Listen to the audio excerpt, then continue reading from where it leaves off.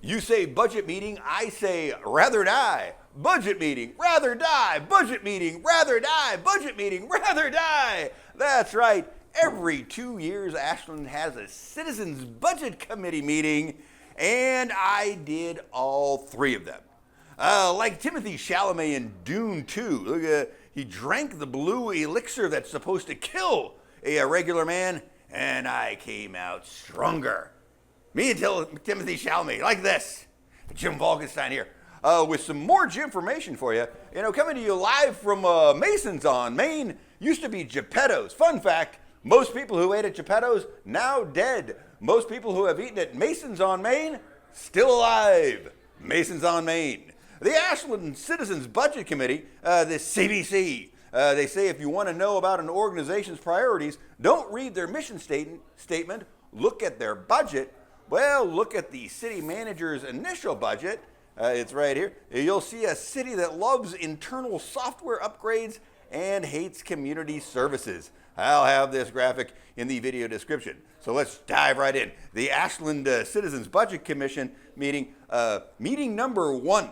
The same guy elected chair who chaired the budget meeting 2 years ago. They say if it isn't broke, wait, it was kind of broke. Anyway, public forum. Nobody wants anything to do with this. No speakers. City manager Sabrina Cotta starts off saying, proposing the budget for the 25-27 year. It's a $372.5 million for 2 years. This is a conservative budget, she says, as we are expecting fewer grants. I made this budget based on council priorities, which of course are do everything super nice and fair and safe to everyone and everything. And then finance director Marion Barry, she says, we use gov.net. So the budget book might be confusing to you normal humans. So let me show you the consolidated carry forward balance with contingencies for line item ending fund balances. Oh, God. Okay, FYI, here is the budget committee's job.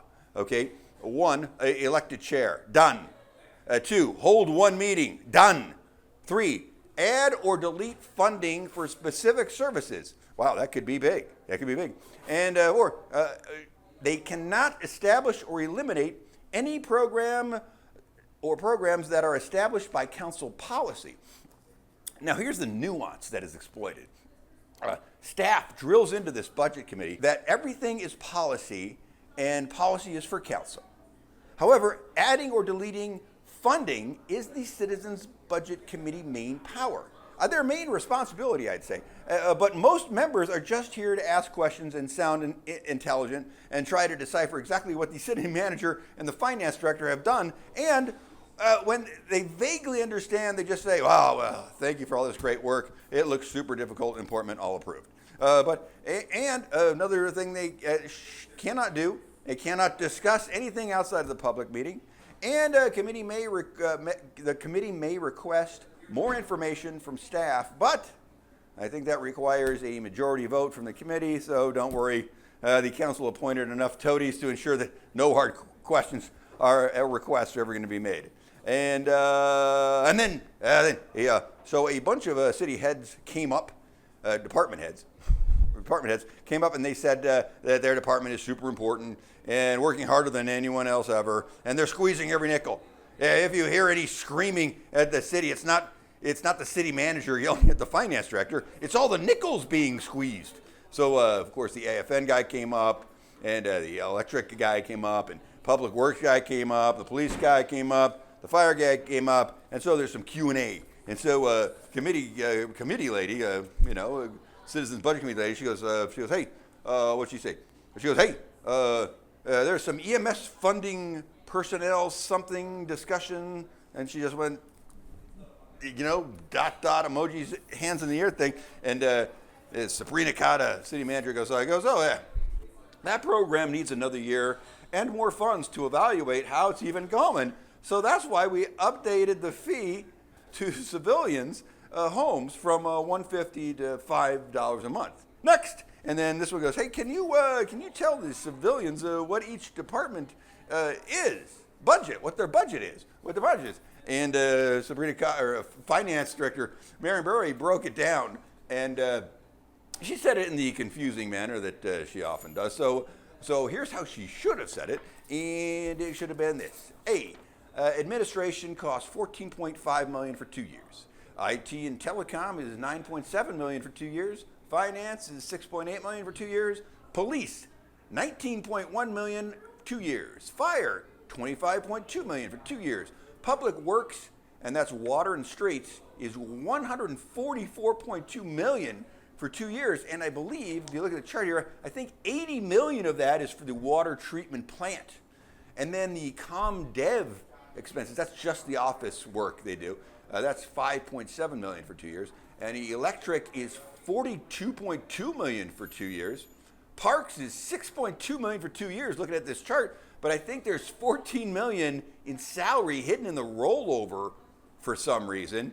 And then there's non-departmental, that is $15.3 million for 2 years. And the rollover from last year is $83.2 million for 2 years. Total of $372 million for 2 years. And so, a committee person says, I don't know who it was, said, so IT and finance director are combined, I see.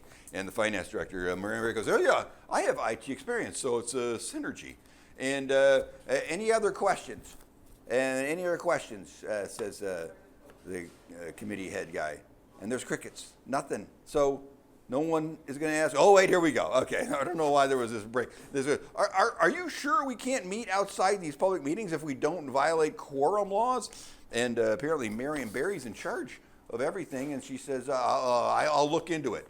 So there's no city attorney at these meetings, I guess. And then this guy goes, Doll, he goes, hey, are these estimate budget numbers going to be close to the final numbers? And Marion Barry, finance director, goes, yeah, well, words.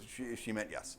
And then another finance, one of these committee ladies says, do we maybe need more money for fire? And Sabrina Cotta, she jumps up and she goes, we have a giant contingency fund. That new $5 fee is just padding for that fund.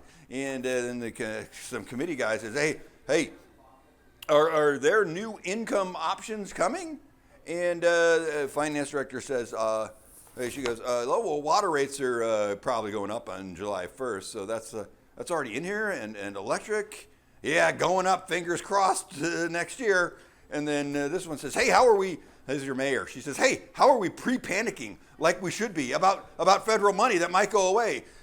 And then this one, Sabrina Cotta, our manager, said, well, most of our stuff isn't federal money impacted. It's but continuing to monitor how it might affect our partners. And then this one, Duquesne, she goes, hey, so are we supposed to approve a budget June 3rd that includes federal WIFIA loan, that's for our water treatment plant, that won't officially close until after June 3rd? And then these two, they team up.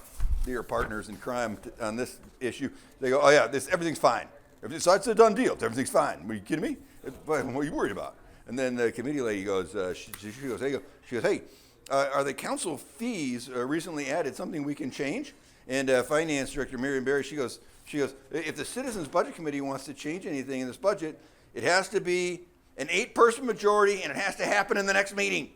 And then this guy goes, hey, what fees are considered in this budget, and what fees are coming, that will be added to the budget later after we approve this budget?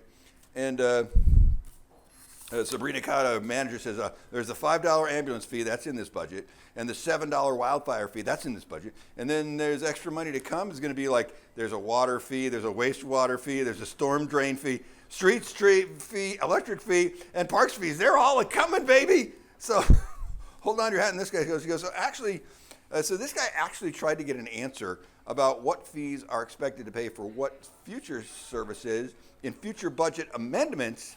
And Sabrina Cotta and Scott Fleury. Oh, where's Scott Fleury? Oh, I can't believe I left him out. He says, he's also up there going like, well, who knows? Bibbidi babbidi, jibberty jabberty. They're like, city nonsense, round and round. Who's to know what numbers, fees, schmees, blah, blah, blah. And then finally he gave up. And then this committee head guy said, well, no further questions, then I guess we're done. Adjourned. This has been Jim Balkenstein here with some more information for you saying 1 down, 2 to go. I'm recording these back to back to back. So if you don't already have your head in the oven quite yet, just click on the next one and begin the binge.